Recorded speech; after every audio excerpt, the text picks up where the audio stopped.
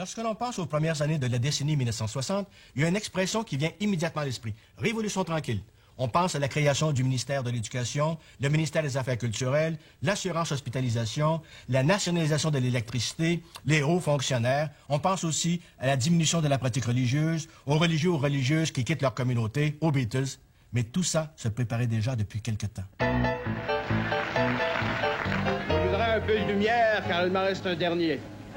Et comme c'est le plus difficile à prononcer, je tiens à le dire.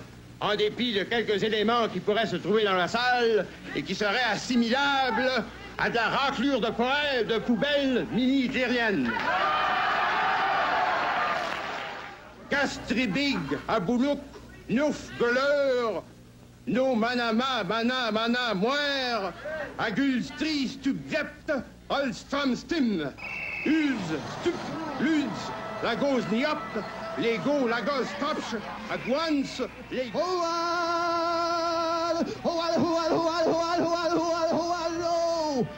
Allô, tout le monde! C'est l'époque où la poésie s'enrichit des œuvres de Gaston Miron, Fernand Ouellette, Jean-Guy Pilon, Rina Lanier, etc. et combien d'autres encore.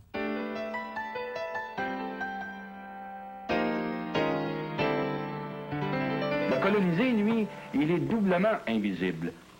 Hein? Parce que, non seulement dans son identité, mais dans sa communication aussi. Hein? Parce que son identité est une partie de l'identité d'un autre. Hein? Comme ici, le Québec, c'est une partie d'un tout qui s'appelle le Canada. Bon, alors, c'est une totalité, comme dit M. Trudeau, dans la totalité. Alors, tu es carencé dans ton identité, donc c'est un homme invisible, on ne le voit pas. Ce qu'on voit, c'est l'entité majoritaire. Vous allez partout dans le monde, vous dites « Je suis Canadien ». « How are you, sir? » Tu dis « Excusez, je suis pas Canadien. Comme ça, je suis Canadien-Français. » Canadien-Français, alors. T'es toujours pris pour un autre, puis deuxièmement, t'es toujours à t'excuser d'être ce que t'es pas. Q égale moins F, plus GB, plus USA au carré, moins R. Ce qui veut dire, en termes plus simples, l'identité du Québec, il me semble, elle est faite de moins de France que ce que l'on veut bien y accorder habituellement, plus d'Angleterre que ce qu'il est difficile d'en reconnaître, beaucoup plus d'États-Unis et moins de Vatican ou de Rome qu'on ne l'a supposé. Dans les années 50, la poésie québécoise façonne sa modernité. Elle trouve ses thèmes majeurs, le froid, le pays, les grands espaces, la solitude. Elle se forge une identité unique, reconnaissable. Les poètes donnent le ton du changement. Le monde littéraire est en pleine effervescence. Les œuvres se multiplient. On est ouvert à la grande modernité. On se vivifie au monde occidental. Les œuvres françaises arrivent ici en nombre, mais les œuvres canadiennes aussi se multiplient. Pendant la guerre, à cause de l'occupation de la France par les Allemands, plusieurs éditeurs français font imprimer leurs livres au Québec. Les livres deviennent alors plus disponibles. Les éditeurs ouvrent volontiers leurs portes aux auteurs locaux. Mais la majorité des livres nouveaux mis en vente en librairie sont d'origine française ou belge, mais imprimés au Québec. C'est l'époque des grands romanciers Gabriel Leroy, Roger Lemelin, André Langevin, André Giroux, Françoise Loranger, Anne Hébert, Hugh MacLennan, Mordecai Richler, Morley Callaghan. Gabrielle Leroy, originaire du Manitoba, se montre attentive aux moindres détails de la vie quotidienne dans le quartier montréalais de Saint-Henri et publie en 1945 « Bonheur d'occasion ». Elle transpose dans ce roman tout ce qu'elle voit, tout ce qu'elle note au jour le jour. Elle remporte en France le prix Femina, mais certains trouvent son roman distant et un peu froid.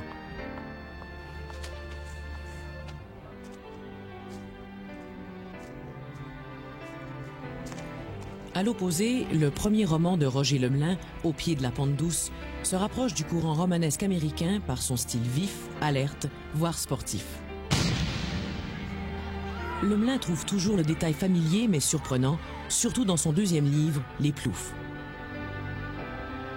Ses critiques de la pratique religieuse et du cléricalisme lui valent des dénonciations en chair le dimanche. Gabriel Leroy et Roger Lemelin sont nos premiers romanciers à s'intéresser au milieu urbain du Québec.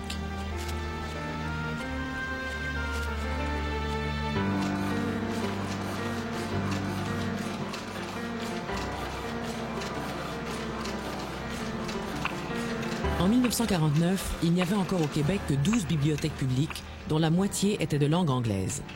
10 ans plus tard, On dénombre 33 bibliothèques municipales, 60 bibliothèques d'associations, 136 bibliothèques paroissiales et 4 bibliothèques ambulantes. Total, 233.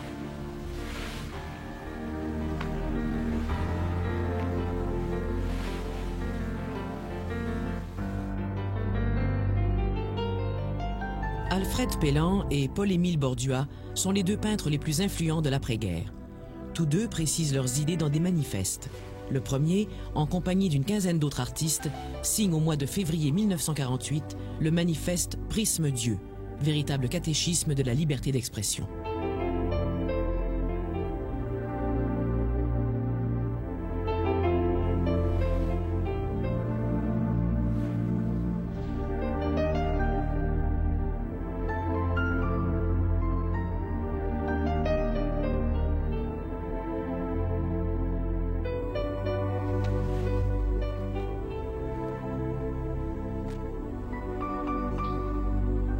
Au mois d'août, Bordua et 15 autres artistes rendent public leur refus global, qui foudroie la morale d'esclaves qui, selon eux, existe au Québec. Pellan donne dans le surréaliste aérien, alors que Bordua restera un automatiste dont certaines œuvres ont des allures sous-marines. Deux peintres universels.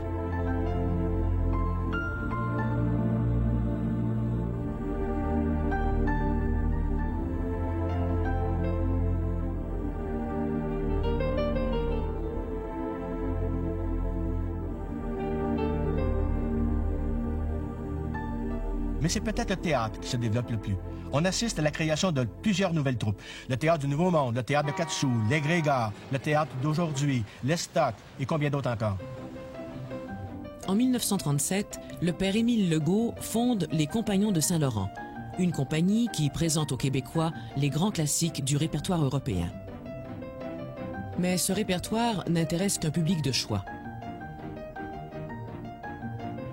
Les Compagnons nous ont révélé de grands comédiens.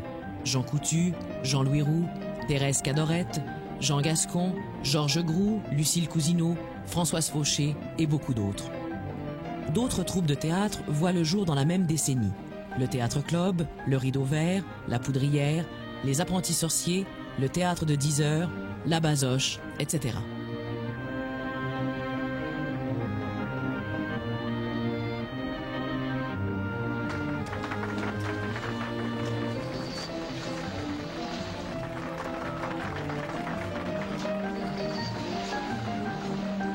Jean Grimaldi, avec ses comédies de vaudeville, plaît à un vaste public. Les tournées que cet impresario organise à travers le Québec sont parfois triomphales. Le public se reconnaît dans les sketchs comiques présentés, les situations mélodramatiques ou les actes de vaudeville souvent adaptés des Américains. Il aime surtout ses vedettes. Avec Gratien Gélina, pour la première fois peut-être, le théâtre et le vaudeville font bon ménage.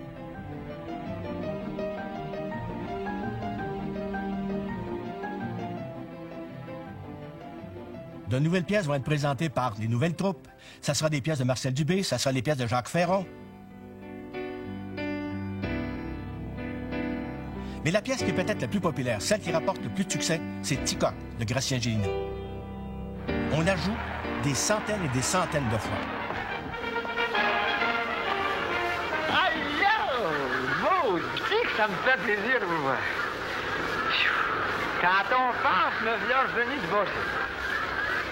Je pensais que j'en pars de me redéposer les semelles de bottes sur la province de Québec, vous autres. Parce que j'ai autant vous le dire bien drette, mais je me suis ennuyé pas mal de parloir.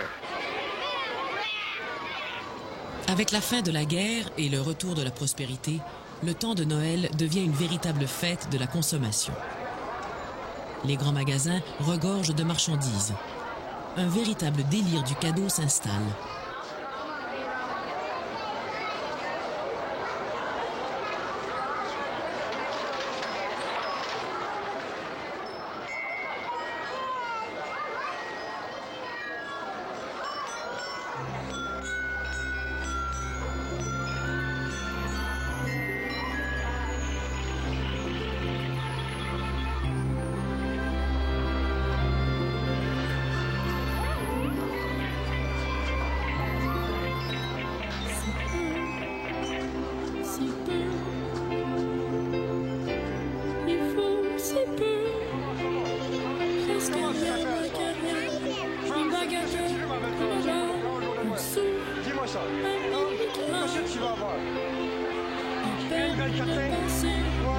simple pensée. Une simple pensée d'amour, puis la terre tourne mieux. Une simple pensée d'amour, et l'hiver paraît moins beau. Une simple pensée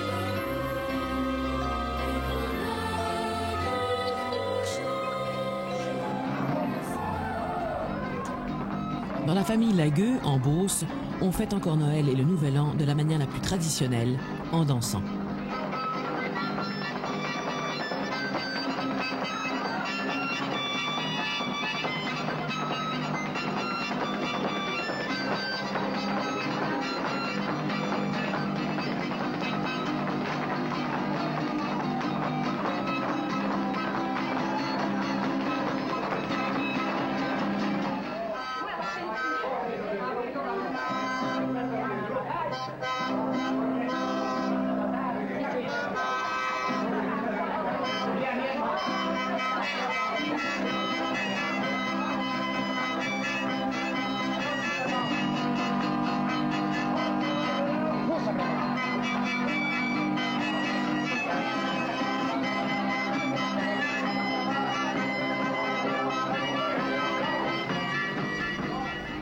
À chaque Noël, l'étoile brille, car malgré tout, le Québec des années 50 reste croyant.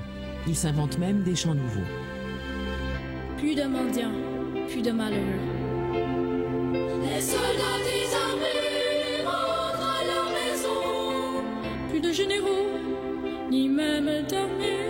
Le fou devient poète sans perdre la raison. Plus de retraités avant l'âge, calme et paix sur la terre. Une simple pensée d'amour.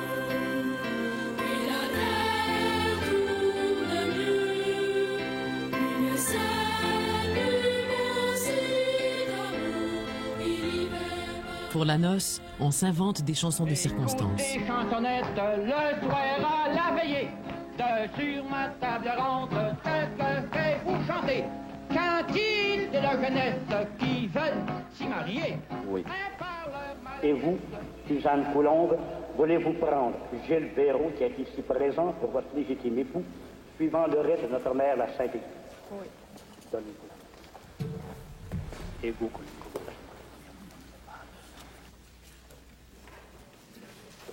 Les photos font partie du rituel de la noce et sont obligatoires.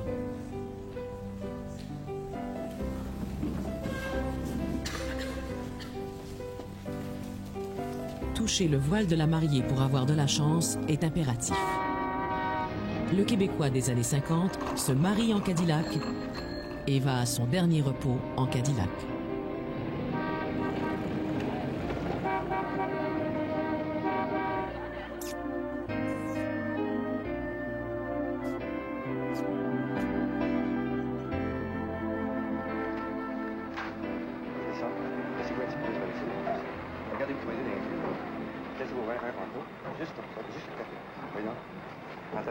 C'est ça. Madame, c'est la première fois qu'on vous appelle madame. Tu veux pousser votre voile un peu, là? C'est ça. Les photos prouvent qu'on a eu un mariage de rêve, mais qu'on n'a pas rêvé. Pour le bûcheron ou le trappeur, la bien-aimée reste lointaine, inaccessible, et il faut s'inventer des balades pour tromper son ennui. Je suis garçon dans le monde, je suis garçon délaissé, j'ai perdu l'espoir du monde en perdant ma bien-aimée. Je voudrais pour tout le monde de jamais t'avoir connu. Ma joie serait si profonde si jamais je t'avais vu. On n'a pas développé de discours, de légendaire du pionnier, comme les Américains l'ont fait, par exemple, même si on a vécu à peu près la même chose. Et là, on a vu la culture savante américaine s'alimenter à même ces matériaux populaires de ces fronts pionniers. Les traits qu'on observe sur la frontière américaine, au Midwest américain, ce sont ceux que l'on retrouve dans les régions périphériques du Québec. Ils ont vécu exactement la même expérience, et ces expériences ont suscité exactement les mêmes traits. La différence, c'est que les élites québécoises ont tourné le dos à ces figures d'américanité parce que, pour elles, encore une fois, les modèles, les bonnes références venaient d'Europe. Et c'est à partir de ces références européennes qu'il fallait constituer et alimenter la culture nationale. Et tout ce qui venait d'en bas, tout ce qui venait de cette population un peu rustre, qui inventait elle-même sa culture, mais d'une façon bien sommaire et un peu méprisable aux yeux de nos élites, eh bien, il fallait mettre ça dans une sorte d'index, une sorte de censure. Même si le bûcheron est devenu un travailleur forestier, il demeure toujours un solitaire. L'outil mécanique remplace la hache, mais sa solitude reste aussi grande et sa vie aussi rude.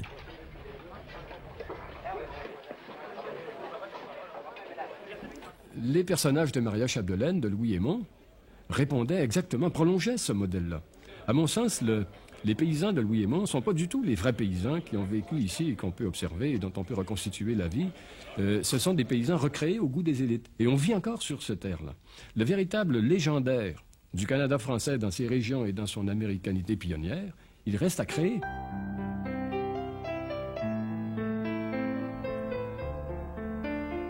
Dans les studios de Québec Film, installés à Saint-Hyacinthe, dans d'anciens hangars, on tourne une scène du film Séraphin. Séraphin, le personnage célèbre conçu par Claude-Henri Grignon. C'est très rapide, le roman d'un homme et son péché.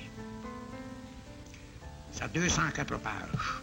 J'ai dit l'essentiel, et dans le roman écrit et imprimé en 1933, il y a seulement 7 personnages. Tout repose sur Séraphin à ce moment-là et Donalda.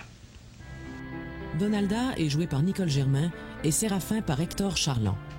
On tourne une scène où l'Indien Wabo sauve Séraphin de la noyade pour de l'argent. Pour l'instant, un cascadeur remplace Séraphin et une piscine d'enfants fait figure de lac aux eaux profondes.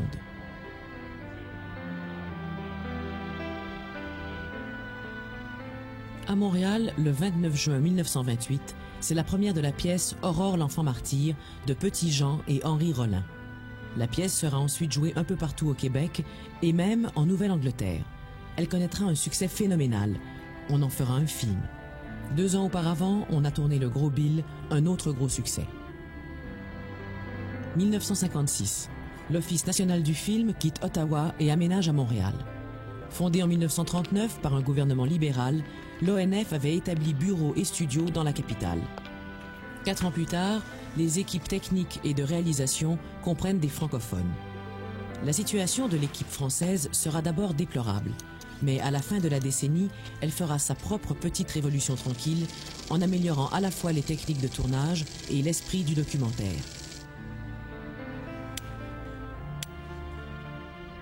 C'est à l'ONF que naîtra une véritable cinématographie de culture québécoise.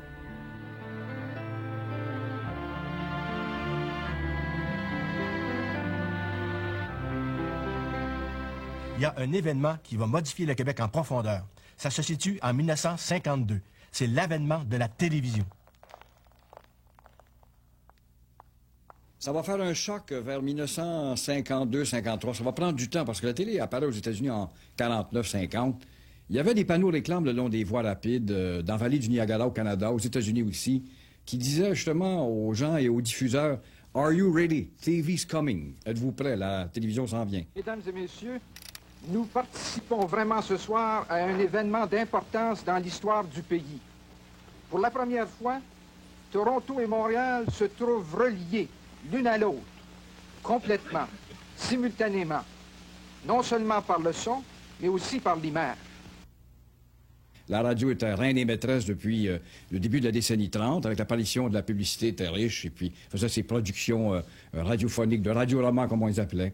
40, bon, ben la guerre va l'alimenter aussi, elle devient très importante.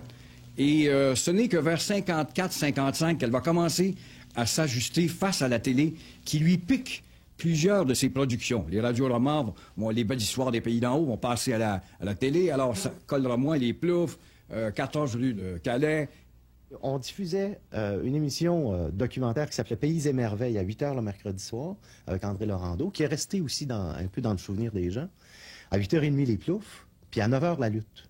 Et dans les premières années, la Ville de Montréal a fait des pressions auprès de Radio-Canada pour qu'ils changent l'horaire parce qu'il y avait des chutes d'aqueducs qui étaient dramatiques entre 8 h et 8h30, juste avant les Ploufs, parce que tout le monde se prenait son bain à ce moment-là pour avoir la belle heure et demie en soi de programme le mercredi soir. Le premier diffuseur, je pense, à avoir saisi l'importance d'adapter son média, c'est Jack Teitelman à CKVL Verdun. Il faisait des pèlerinages aux États-Unis, surtout à New York et puis Los Angeles, des grandes capitales de communication.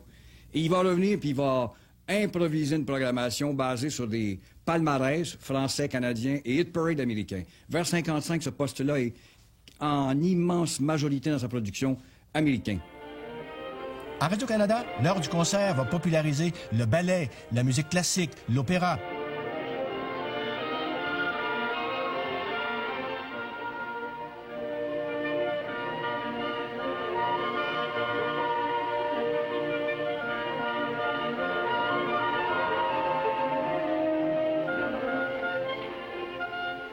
Descendez, descendez. Tous les notes longues soutenues, là, c'est trop fort. On n'entend plus. Ils sont obligés de souffler, la flûte, tout ça, de souffler trop fort. Non. Descendez la sonorité. F. Alors, piano.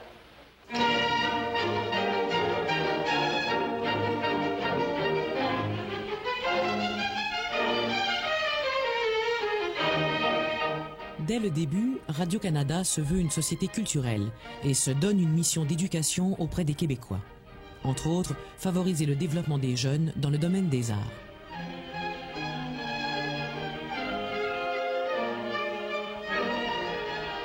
À Saint-Hyacinthe, en 1949, quelques personnes, dont Gilles Lefebvre, mettent sur pied les Jeunesses musicales du Canada.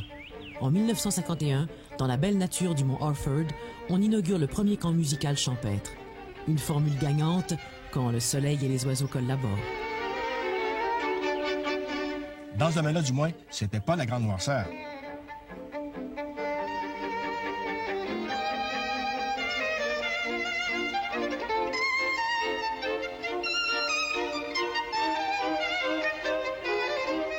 CKC diffuse les big bands, par exemple, et va être influencé par CJAD, une station anglaise, qui est fondée par un dénommé Joseph-Antoine Dupont, qui donne ses initiales à son poste, et qui travaillait à CKC comme vendeur de publicité, et va innover un nouveau style, lui, de radio américaine, mais pas tellement d'expression de langue, mais de musique américaine, des big bands au lendemain de la guerre, les Gene Krupa, Tommy, Jimmy Dorsey, tous ceux-là. Les foyers québécois se dotent d'un appareil de télévision très rapidement. Pour un appareil télé par 10 foyers en 1953, il y en aura à la fin de la décennie 9 sur 10. Cette entrée dans la société de consommation véhicule l'idée qu'être moderne, jusqu'à un certain point, c'est être branché, comme on dit maintenant, mais à l'époque, c'était la réalité. C'est-à-dire que les effets de l'électrification, les effets culturels, si je peux dire, donnaient la radio, cette petite boîte sonore, mais la télévision est une forme d'électroménager aussi. Et quand il y a un transfert de la production radiophonique vers la télé, il y a des métiers qui vont mourir à la radio. Le métier de bruiteur, par exemple. Le métier de réalisateur radio. Il y en a encore à Radio-Canada, mais au privé, il n'y en a plus. Je ne pas en arrière avec le petit poêle à bois à 2 pompes, puis pas de frigidaire, pas de cave, et ainsi de suite. Je commence pas à zéro, ça se peut pas. J'ai pas connu ça, même mes parents ont connu ça, mais moi, j'ai pas connu ça. Alors, j'ai connu le modernisme, j'ai connu l'électricité, j'ai connu enfin toute l'évolution, tout ce qu'on peut avoir depuis 10 ans, depuis 15 ans, depuis 20 ans. Alors, je peux pas tourner en arrière.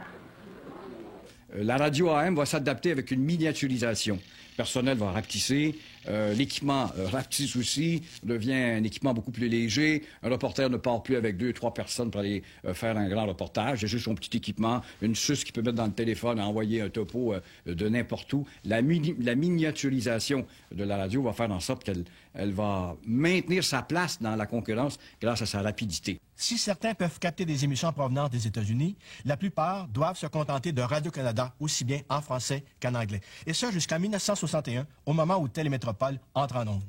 Les Québécois ont maintenant le choix. Radio-Canada, qui privilégie la culture savante, ou Télémétropole, qui présente des émissions plus populaires. Il y a aussi un autre changement important. Les gens du milieu rural découvrent quelle est la vie du milieu urbain, quelle est la vie dans les grandes villes. Et ça aussi, ça apporte des changements.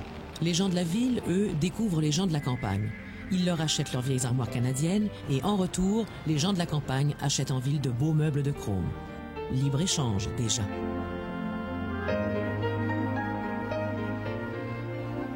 Au Québec, c'est un des rares endroits au monde où les intellectuels n'ont pas boudé la télévision.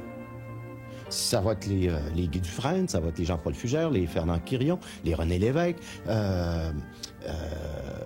les André Laurando, les Gérard Pelletier, les Jean Marchand, les Trudeau. Ces gens-là se regroupent. Et c'est sûr qu'ils ont une intention, c'est de moderniser le Québec. Sortir le Québec de son idéologie passéiste. Et ces gens-là font front. Et quelle que soit l'intervention à la télé, il y a toujours la même intention, moderniser le Québec. Et qu'on parle des Ploufs, ou qu'on parle du Survenant, ou qu'on parle de Point de mire de René Lévesque, la même intention était là derrière, moderniser le Québec, d'offrir une nouvelle parole. Et c'était la première fois dans l'histoire du Québec que le clergé avait une contrepartie à sa parole unique. Rapidement, les émissions de télévision amènent les Québécois à établir des comparaisons entre leur propre vie et la vie de d'autres personnes ailleurs dans le monde. Entre autres, avec la vie que mènent des gens riches que présentent les téléromans américains, les films américains. Et à ce moment-là, l'American Way of Life sera de plus en plus présent. Mais il y a aussi ce que l'on pourrait appeler une modernité populaire.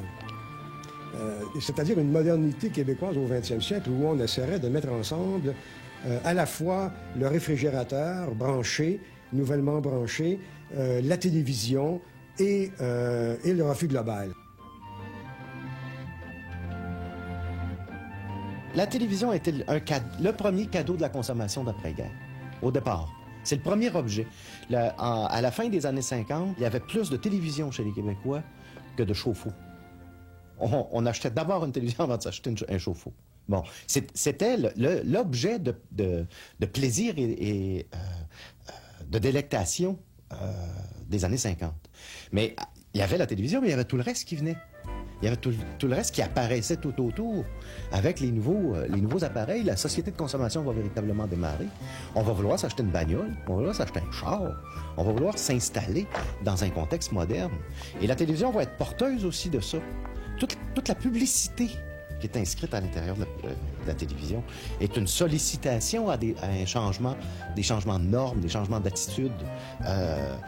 Pas travailler à partir de la farine, mais s'acheter des choses préparées. La soupe Lipton, les soupes Campbell, le cornflakes, le café instantané. Quelle belle découverte! Bon, mais l'idée de la consommation, l'idée de cette richesse-là, elle était à la fois... elle est partie prenante de la télévision, mais la télévision est aussi partie prenante comme premier objet symbole de cette nouvelle richesse. Les émissions au début ne sont diffusées que le soir, mais graduellement, on finira par avoir des émissions à peu près pendant toute la journée. Les émissions, c'est des téléromans, c'est des émissions pour enfants, c'est des concerts, des nouvelles et aussi, surtout, les sports.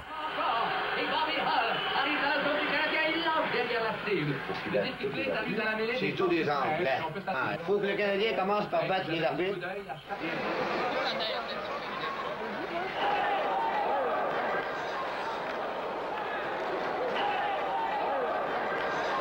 Cette société des loisirs va permettre le développement d'un nouveau sport, celui de spectateur.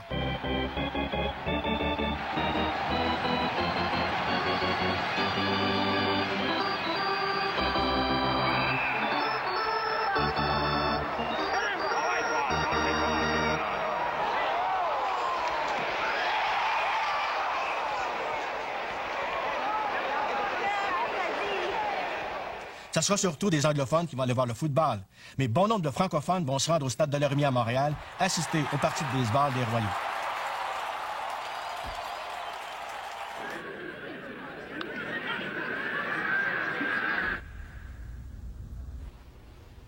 Mais celui qui va compter le plus d'adeptes, c'est sans doute le hockey professionnel, surtout depuis que les parties sont diffusées à la télévision. On le voit bien avec ce que l'on a appelé l'émeute Maurice Richard. Le grand Rocket, la vedette du Canadien, est puni pour avoir attaqué un arbitre. Quelques jours plus tard, soit le 17 mars 1955, au Forum, ses partisans trouvent que la punition a été exagérée et une émeute va éclater. Car le président de la Ligue nationale, un anglophone, avait osé attaquer le héros des Canadiens français. Avant même le début de la partie, les Canadiens contre les Red Wings de Détroit, les spectateurs s'agitent. La fièvre monte.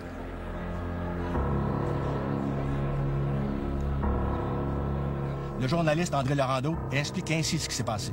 Pour ce petit peuple au Canada français, Maurice Richard est une sorte de revanche. Il est vraiment le premier dans son ordre. Il allait le prouver encore une fois cette année. Un peu de l'adoration étonnée et farouche qui entourait Laurier se concentre sur lui, mais avec plus de familiarité, dans un sport plus simple et plus spectaculaire que la politique.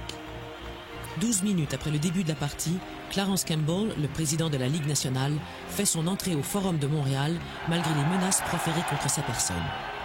Inquiétude.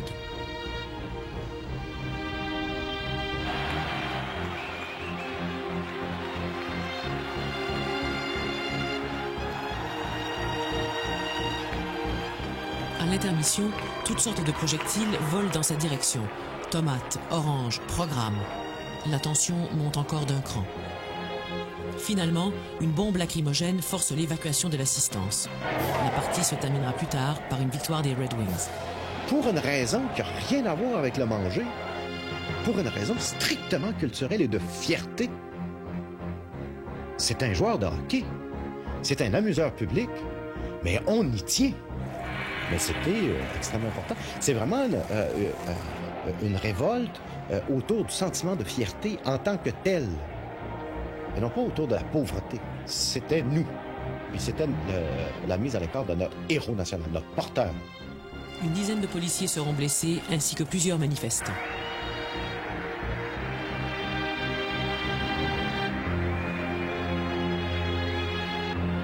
La télévision aura une autre influence, cette fois-ci sur la langue parlée. Le parler Radio-Canada a bien peu de parenté avec ce que l'on peut entendre sur la rue, une langue qui est quand même farcie de beaucoup d'anglicismes, surtout dans le domaine des sports. Or, les commentateurs sportifs vont utiliser les mots exacts, en particulier pour tout ce qui concerne les termes de hockey et les termes de baseball. Et là, les Québécois vont apprendre les vrais termes pour désigner les vraies choses. Là, c'est Richard devant Delvecchio à la mise au jeu. Le Canadien mène 1-0. On est à la deuxième période. Maintenant, à 2 minutes 20. Le disque appartient à Young. Il le renvoie à Gadsby. Là, c'est une autre passe à Parker McDonald et une autre captée par Howe. Son lancé est bloqué par Plante, se retirant légèrement à la gauche du but. Elle est reprise par Jean-Claude Tremblay. On est prudent depuis le début de la période. Voilà le relais. Jean-Claude Tremblay à prévoir Richard, qui cherche mot de l'œil. La passe est ici, il est seul. Il lance. Malgré cette légère amélioration, la langue française parlée au Québec laisse à ce moment-là vraiment à désirer. Elle est remplie d'anglicismes et de mauvaises prononciations.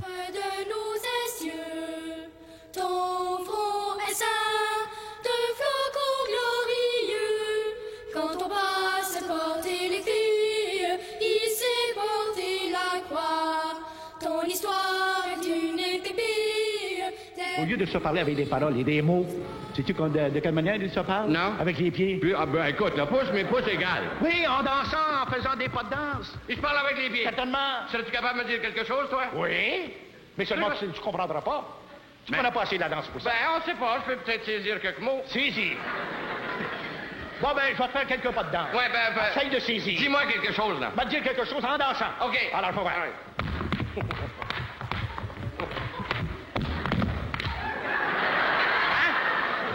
As-tu compris? Ah, t'as parlé en anglais, toi, là? Non.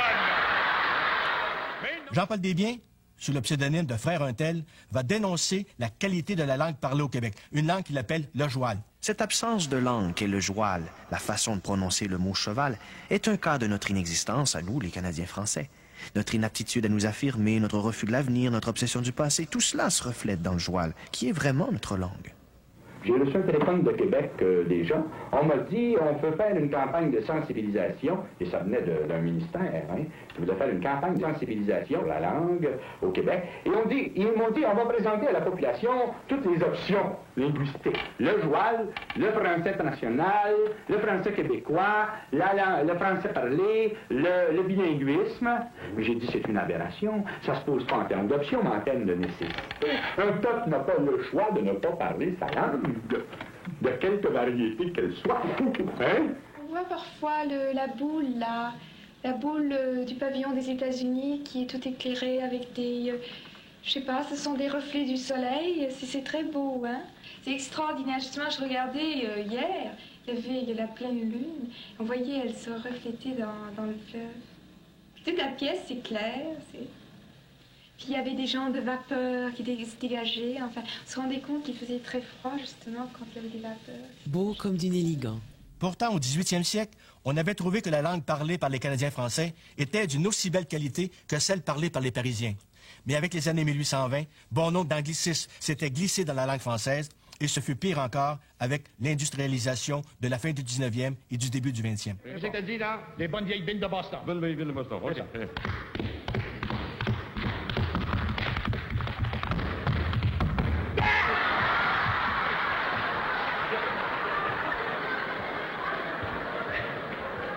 J'ai parlé un peu fort. Oui, un peu, oui. Un peu fort et un peu bas. Ouais. Alors, qu'est-ce que ça veut dire, ce que tu viens de danser là? Ça, c'est du ketchup de Rigaud pour tes bines de Boston. Les cabarets sont combles. Chérie, tu me demandes si je t'aime quand je te chante mes poèmes et que je pense à toi toujours.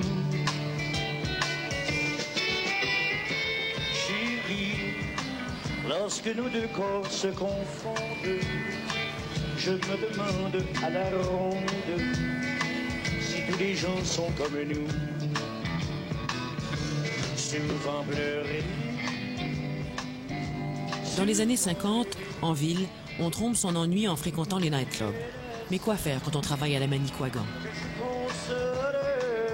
On s'invente des jeux, dont un jeu de bouteilles très original, ou des danses, comme cette adaptation montréalaise du Shake and Scratch.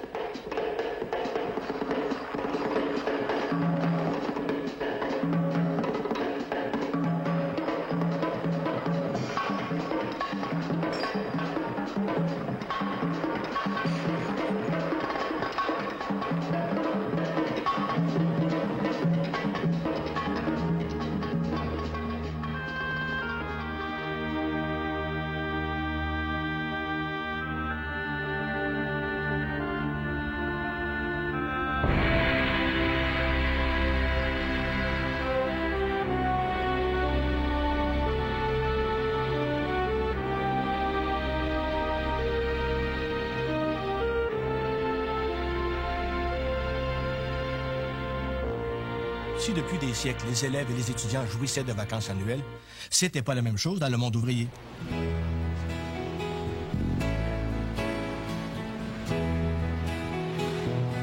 C'est seulement avec la fin de la Deuxième Guerre mondiale qu'une loi va obliger les patrons à payer à leurs ouvriers une semaine de vacances par année de travail jusqu'à un maximum de 2 semaines. Adieu mon passé, ma belle enfance. Adieu souvenir de mon beau pays. Là-bas déjà, le printemps recommence. Qu'il est loin le soleil de l'exil. Qu'il est loin le soleil de l'espoir.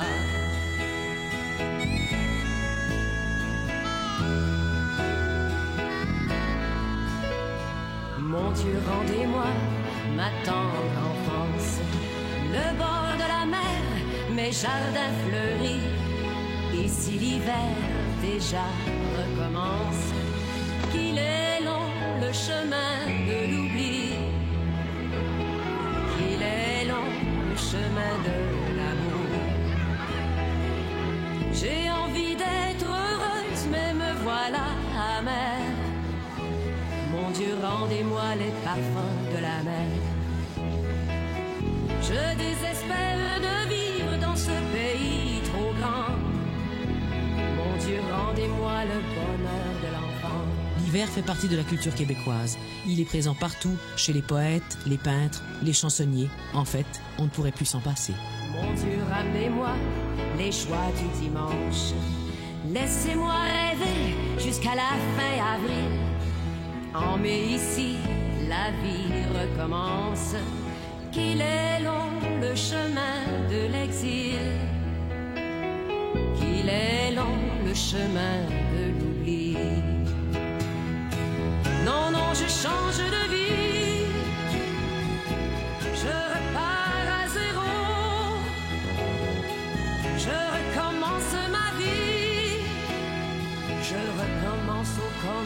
seulement. Adieu mon passé, ma belle enfance. Adieu mes chagrins, mes larmes d'antan. Tant pis si l'hiver, demain recommence. Demain je prends la route du présent. Nos problèmes d'hiver viennent du fait qu'on s'obstine à rouler plutôt qu'à glisser. De la vie. Demain je prends la route de la vie.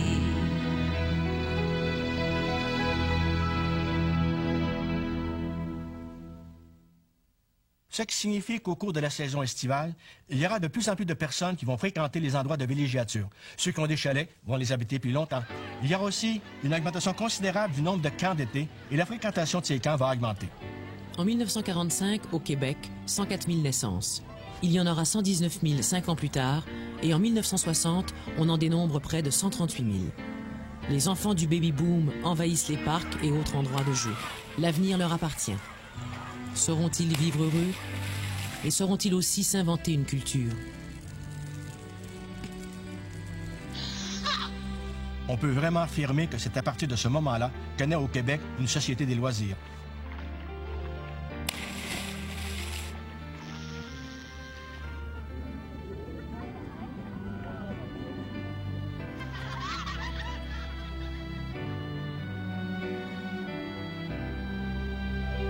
En juin 1960, Jean Lesage et son équipe du Tonnerre, les libéraux, prennent le pouvoir. À ce moment-là, le Québec est mûr pour ce qu'on va appeler la Révolution tranquille. Une révolution qui va changer complètement le visage du Québec, et ce, à peu près dans tous les domaines. Un Français, un Américain, un Allemand qui va chercher dans les autres cultures. Il prend ça, il l'intègre à lui, et ça devient lui. Mais un type qui est hétérogène au départ, il va chercher ça dans toutes les autres cultures. Plus il va chercher de choses, plus il se déstructure, parce que plus il devient un amas d'hétérogénéité. Plus le type de sable de l'hétérogénéité augmente, tu comprends? Alors, c'est comme un gars qui mange une carotte, au lieu que ce soit la carotte qui devienne lui, c'est lui qui devient carotte. Ben c'est ça la situation, le manque d'homogénéité à la base. Mais la Révolution tranquille, c'est une autre histoire. Merci.